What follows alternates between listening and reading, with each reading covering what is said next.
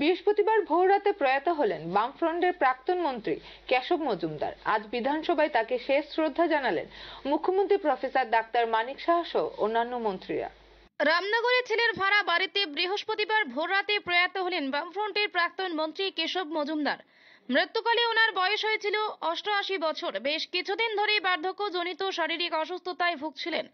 শেষ পর্যন্ত বৃহস্পতিবার ভোররাতে উনি মৃত্যুবরণ করেন। শেষ সময়ে তিনি এক ছেলে ও মেয়েকে রেখে যান।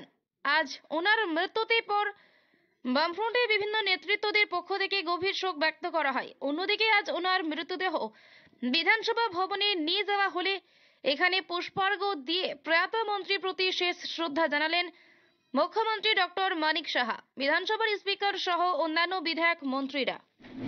সময় তো উনি প্রাক্তন স্বাস্থ্যমন্ত্রী ছিলেন। অনেকদিন ধরেই শারীরিকভাবে কিন্তু এমনি শক্ত সমর্থ ব্যক্তি ছিল, কিন্তু গত কয়েক বছর ধরে আমরা শুনছিলাম উনি বার্ধক্যজনিত রোগে ভুগছিলেন।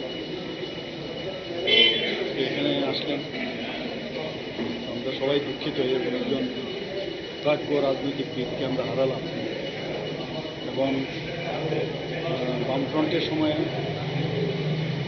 বিভিন্ন দপ্তরে উনি মন্ত্রী ছিলেন। আমি যখন চাকরি করতাম স্বাস্থ্য দপ্তরের উনি মন্ত্রী ছিলেন। ওনার সাথে আমার কয়েকবারই আমার কথাবার্তা হয়েছে, আমাদের দাবি দাওয়া নিয়ে ওনার কাছে যেতাম অ্যাসোসিয়েশনের তরফ থেকে। তো ওনার প্রয়াণে আমরা সবাই দুঃখিত এবং আমি ঈশ্বরের কাছে প্রার্থনা